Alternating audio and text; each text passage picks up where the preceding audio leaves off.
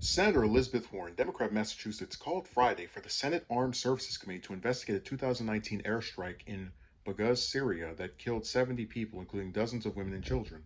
In a letter to panel chairman Jack Reed, Warren called for the committee to immediately launch a formal inquiry into the strike, which was reported by the New York Times on Saturday. According to the Times, the strike was one of the largest civilian casualty incidents in the war against the Islamic State, but had never been publicly acknowledged. The Senate Armed Services Committee must seek answers about this strike and its aftermath and hold anyone found to be in violation of law or established procedures to account, wrote Warren, who is a member of the panel. The airstrike took place on March 18, 2019, according to the Times, which investigated the incident based on confidential documents, classified reports, and interviews with personnel who were directly involved. The newspaper reported the top military officers and civilian officials tried to hide the casualties. A lawyer for the Air Force flagged the strike as a potential war crime, but a thorough investigation never happened. U.S. Central Command confirmed on Tuesday that the strike killed multiple civilians. Defense Secretary Lloyd Austin has been briefed on the strike by U.S. Central Command head General Kenneth McKenzie, who oversaw the strike. Pentagon Press Secretary John Kirby told reporters.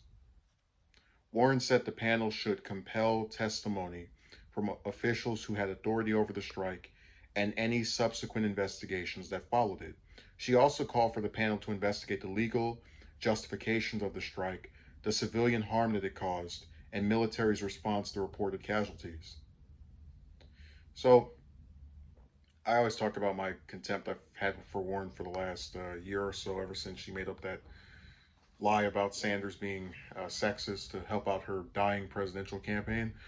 But I do agree with this sentiment. If you have a conflict which is notable for, as this article points out, being one of the largest civilian casualty incidents in the Syrian war, and it goes without public acknowledgement, that's insane. You have dozens of people die, and somehow that doesn't make the news. But it really goes back to this thing where if people live in a certain country, no matter how many of them get killed, it really seems like it just doesn't matter. As far as it's like a thing that we just accept. Oh, in this country that we've never been to and will never go to, it's all right to murder loads of people and not have any investigation or attempt to see what is wrong with a government that just so callously does that to loads of people.